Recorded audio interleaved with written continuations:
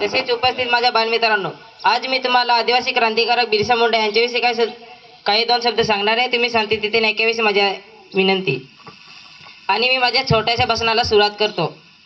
19व्या शतकात महान क्रांतिकारक आदिवासी बिरसा मुंडा यांनी इंग्रजांच्या विरुद्ध उलगलांचा नारा देऊन आदिवासींना संघटित केले.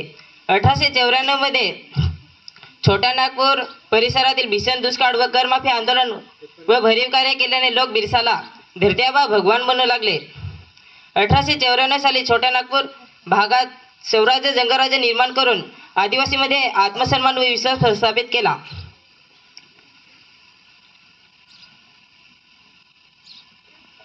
9 जानेवारी 1900 मध्ये